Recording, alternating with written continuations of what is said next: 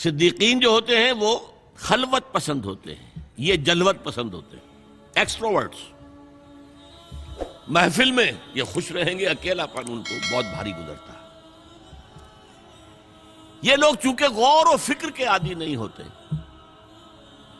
اور کچھ اپنے معاشرے کے تعصبات کا ان کے اوپر غلبہ ہوتا ہے، انہیں نبی کی دعوت کو سمجھنے میں دیر لگ جاتی ہے۔ اب اس کی سب سے بڑی مثال دے رہا ہوں، حضرت حمزہ انتہائی محبت کرتے ہیں حضور سے، چچا بھتیجے کا رشتہ بھی ہے، خالہ زاد بھائی بھی ہیں، دودھ شریک بھائی بھی ہیں، ساتھ کے کھیلے ہم جولی بھی ہیں، کہ 6 سال بیت گئے ہیں، سوچا ہی نہیں بھتیجا کیا کہہ رہا ہے، سوچا ہی نہیں۔ اپنی تیر کمان لی نکل گئے، شکار کر رہے ہیں، وہیں پہ بھون بھون کے کھا رہے ہیں، یہی ان کی ہابی تھی۔ جیسے حضرت اسماعیل کا نقشہ آتا ہے علیہ الصلوۃ والسلام، حضرت حمزہ کا بھی سیرت و کردار کے اعتبار سے وہی نقشہ تھا۔ 6 سال لگ گئے، سوچا ہی نہیں، اور سوچا بھی ہے تو کس طور سے، جذباتی طور پر برسٹ ہوئے۔ ایک روز شکار سے واپس آیا، ابھی گھر میں داخل نہیں ہوئے تھے کہ صوبیہ وہ لونڈی جس نے دونوں کو دودھ پلایا تھا، حضور کو بھی اور ان کو بھی، اور انہوں نے کہا کہ حمزہ آج تو ابو جہل نے تمہارے بھتیجے کے ساتھ بہت برا سلوک کیا ہے۔ گھر میں داخل نہیں ہوئے، سیدھے گئے جہاں وہ اپنا پرا جمائے بیٹھا تھا، اس کے سر پر جا کر کمان ماری، سر پھٹ گیا اس کا۔ کہا تم نے یہ کیا ہے؟ اچھا تم اس کے خلاف ہو، چلو میں اس پر ایمان لاتا ہوں، آؤ میدان میں۔ جذباتی انداز میں، یہ غور و فکر کا معاملہ نہیں تھا، جذباتی تھا۔ یہی معاملہ حضرت عمر کا ہے، تلوار لے کر نکلے ہیں، ننگی تلوار، آج تو گردن اڑا کے آؤں گا محمد کی صلی اللہ علیہ وسلم۔ یہ کل کل کل کل ہر گھر میں لڑائی ہے، اولاد ماں باپ سے جدا ہو گئی، بھائی بھائی سے کٹ گیا، بہن بھائی سے جدا ہو گیا، شوہر بیوی سے، بیوی شوہر سے جدا ہو گئی۔ یہ محمد نے کیا ہمارے معاشرے کے ساتھ کیا صلی اللہ علیہ وسلم، وفداہ آباؤنا و امہاتنا۔ لہذا آج تو قصہ پاک کر کے آؤں گا۔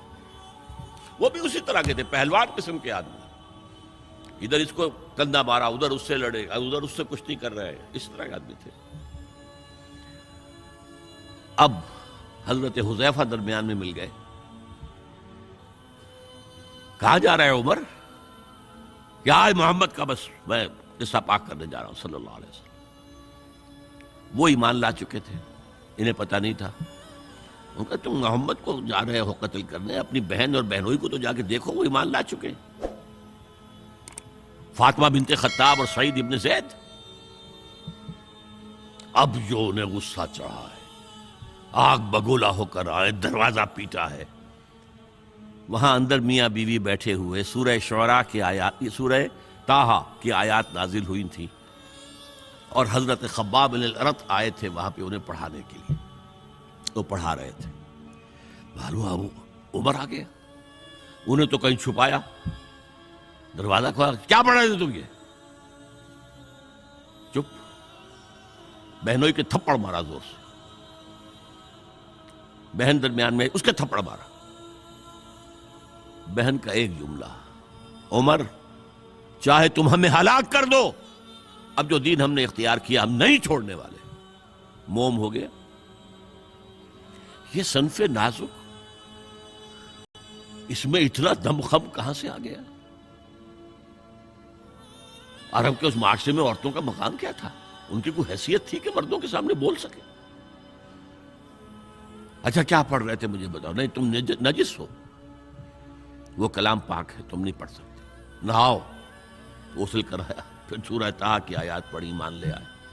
جو تلوار ننگی کر کے جا رہے تھے، اس کو جیسے غلاموں کا رواج تھا کہ وہ تلوار کو اپنی گردن کے اندر لٹکاتے تھے، وہ لٹکا کر لے کر گئے۔ یہ شہداء ہے۔ ہماری امت کے عظیم ترین صدیق ابو بکر اور عثمان رضی اللہ تعالی عنہما، اور عظیم ترین شہداء حمزہ اور عمر رضی اللہ تعالی عنہ۔ اب آئیے آخری مرحلہ میری گفتگو کا۔ جن لوگوں نے حضور کا ساتھ دیا اور ساتھ دینے میں یہ شہداء آگے نکل جاتے، صدیقین پیچھے رہ جاتے.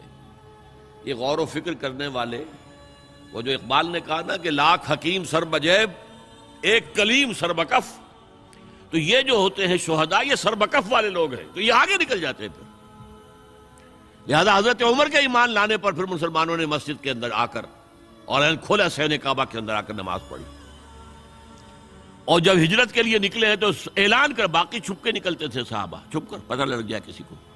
اور آپ نے آ کر وہاں 2 رکعت نماز پڑھی اور کہا دیکھو میں جا رہا ہوں، ہجرت کر رہا ہوں، اگر کسی کی خواہش ہو کہ اس کی ماں اسے روئے تو آئے اس پہاڑ کے پیچھے میرا مقابلہ کر لے، روک لے مجھے. تو یہ تھے حضرت عمر. لیکن اب جو بات کہہ رہا ہوں، جنہوں نے ساتھ دیا اور اس میں اپنی جانیں دے دی، اس کام میں، اس شہادت علی الحق میں، اس شہادت علی الناس میں، اس شہادت للہ میں اپنی جانیں دے دی، وہ گویا کہ کوالیفائی کر گئے کہ انہیں شہید کہا جائے، گواہ اللہ کا کہا جائے. اب حضور کی آنکھ بند ہو رہی ہے. سب سے بڑی اگریو پارٹی کون سی تھی؟ مشرکین مکہ، مشرکین عرب، جن کو کہ حضور کے آخری سال جو تھا زندگی کا، اس میں جو یہ دھمکی دے دی گئی تھی 4 سال 4 مہینے کی مہلت ہے، ایمان لاؤ گے تو ٹھیک ہے ورنہ قتل عام ہو جائے. اب وہ جو سر اپنا دبک کر بیٹھ گئے تھے، اب وہ کھڑے ہوئے. This is the time to strike back. جھوٹے نبی کھڑے ہو گئے، زکوٰۃ نہیں دیں گے. ارتداد، نوٹ کیجئے میری بات، اذا جاء نصر اللہ والفتح ورأیت الناس يدخلون فی دین اللہ افواجا، اور حضور کے انتقال کے بعد یخرجون من دین اللہ افواجا، نکل گئے اللہ کے دین سے فوج در فوج. یہ وقت تھا، ابو بکر کھڑے ہوئے ہیں، آہنی عزم والا شخص، بہت منحنی سے انسان، کمزور سے انسان، رقیق القلب انسان، لیکن عزم کوہ ہمالہ والا تھا اندر.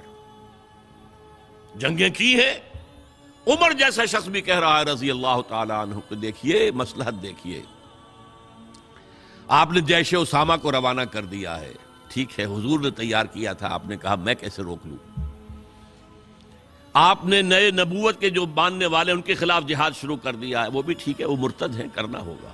لیکن ان زکوٰۃ والوں سے آپ نرمی برتیں. انہوں نے کوئی کفر نہیں کیا ہے، نماز کا انکار نہیں کیا، زکوٰۃ کا بھی انکار نہیں کیا ہے. وہ کہتے ہیں تمہیں نہیں دیں گے، ہم اپنے طور پر اپنی زکوٰۃ جمع کریں گے، اپنے غریبوں میں تقسیم کر دیں گے. حضرت ابوبکر نے فرمایا کہ خدا کی قسم اگر حضور کے زمانے میں یہ اونٹ جب دیتے تھے زکوٰۃ کے، اور اس کے ساتھ اونٹ کا گھٹنا باندھنے والی رسی بھی دیتے تھے، اور آپ کہیں کہ اونٹ لے جاؤ رسی نہیں دیں گے، تب بھی میں جنگ کروں گا. ایبدل الدین وانا حی، یا دین میں ترمیم ہو جائے گی جبکہ میں ابھی زندہ ہوں، اور اگر کوئی میرے ساتھ نہیں جائے گا تو میں اکیلا جاؤں.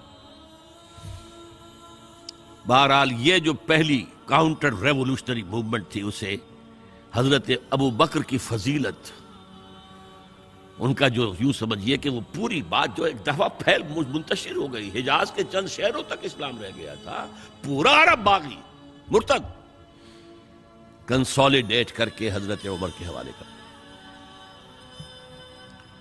حضرت عمر کے زمانے میں اب جو جہاد ہوا ہے، قتال ہوا ہے، اس میں سب سے زیادہ ایگریوڈ کون تھے؟ ایرانینز. 2 سپر پاورز تھیں، رومن، اس کی 3 میں سے 2 ٹانگیں توڑ دی تھیں، تیسری انٹیکٹ تھی. 3 ٹانگیں کون سی تھیں؟ نارتھ افریقہ پورا اس کے پاس تھا، وہ نکل گیا. ویسٹ افریقہ، شام، ترکی، فلسطین کا علاقہ اس کے پاس تھا، وہ نکل گیا، مسلمان لے گئے. اب رہ گیا یورپ کا، ایسٹرن یورپ. لیکن سلطنت ایران کی دھجیاں بکھر گئی، ختم، نسیہ منسیہ. ایگریوڈ پارٹی تو دوسری کاؤنٹر ریولوشنری موومنٹ ایران سے آئی. ایرانی نیشنلزم، ایرانوں میں بڑا غرور تھا. آپ نے وہ تو فردوسی مسلمان تک کہہ گیا ہے، شیر شتر خوردنو سوس مار عرب را بجائست آیت بکار کہ تختے کیا نہ کند آرزو تفو برتو ہے چرخ گردہ تفو. یہ عرب، یہ اجڑ، یہ سوسمار، گو کا گوشت کھانے والے اور اونٹ کا دودھ پینے والے، آج ان کی یہ مجال ہو گئی ہے کہ تخت قیانی، یہ امپائر ایرانین آج اس تخت کی آرزو کر رہے ہیں. تفو برتو ہے چرخ طرفا گردہ تفو. اڑ گئے، پرخچے اڑ گئے. اس نے حضور کا نامہ مبارک چاک کیا تھا، سلطنت چاک ہو گئی. اب یہ جو ان کے اندر تھا پرائڈ آف نیشنلزم، اس نے حضرت عمر کو شہید کیا. ابو لولو فیروز ایک مجوسی ایرانی اور ایک ایرانی جنرل ہرمزان، ان کی سازش. یہ ہرمزان کتنا چالاک تھا ذرا نوٹ کیجئے. اس کے خلاف بہت سے مقدمات تھے اور جب پکڑا گیا تو اس کا قتل ہونا تھا. قتل کے لیے لے آیا گیا حضرت عمر کی عدالت میں سامنے. ہیلا کیا اس نے کہا مجھے ذرا پانی پلا دو. ٹھیک ہے، ماؤ بھائی پانی، کٹورا ہاتھ میں لے کر. پہلے مجھے یہ ضمانت دو کہ جب تک میں یہ پانی نہ پی لوں مجھے قتل نہیں کرو گے. ہاں ہاں ہاں تم پی لو پانی، ہم نہیں قتل کریں گے، پانی پی لو. کٹورا پھینک دیا، کرو قتل مجھے. اب جب تک میں یہ پانی نہیں پی لوں تو مجھے قتل نہیں کرو. کہاں سے لاؤ گے وہ پانی؟ اب چھوٹ گیا.